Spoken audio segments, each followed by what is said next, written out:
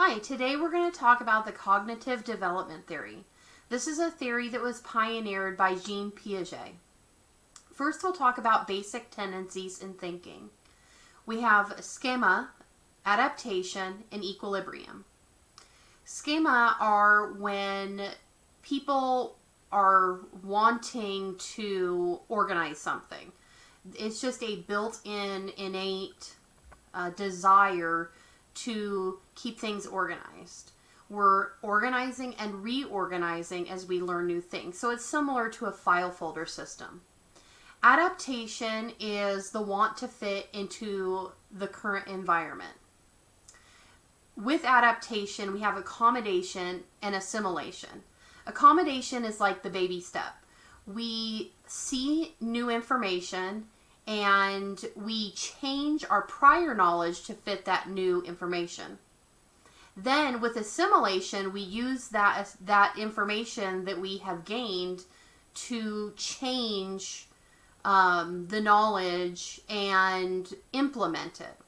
So an example with that would be going to visit a country where women cover their heads. With accommodation, we gain that knowledge, and then assimilation, we practice that. With equilibrium, people want to be basically at rest. So with equilibrium, you want to feel balanced. When you find a new piece of information and you can't fit what you have prior knowledge of into that situation, then you are not in equilibrium, and you strive to correct that feeling with new information. And then once you have that new information and you've updated your knowledge, then you are back to equilibrium. Now we'll talk about the 4 stages of cognitive development. There are 4 stages: the sensory or motor, pre-operational, concrete operational, and formal operational. With the sensory motor stage development, this is from birth to 1.5 years old. A child here, this is early childhood and infancy, they are going to use their 5 senses. So they're going to touch things, they're going to put things in their mouth, they are going to listen for things, and with all those senses, they're going to be developing knowledge. Then they go to the pre-operational stage. This is the early childhood to elementary stage. They are they're performing tasks based on what they have in front of them. They can't recall the past, they can't organize for the future. They are egocentric at this age.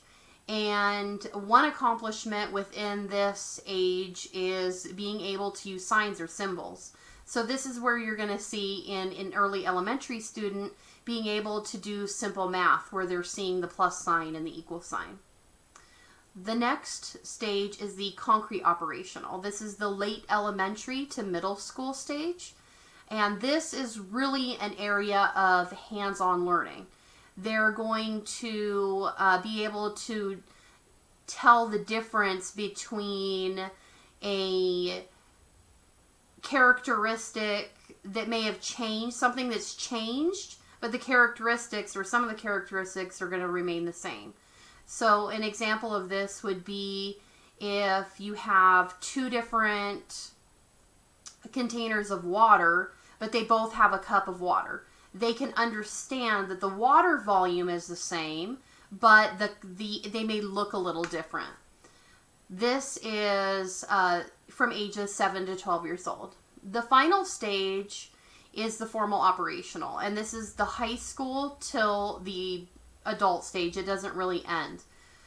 It starts around age 12, and this is the big stage where you're able to think abstractly.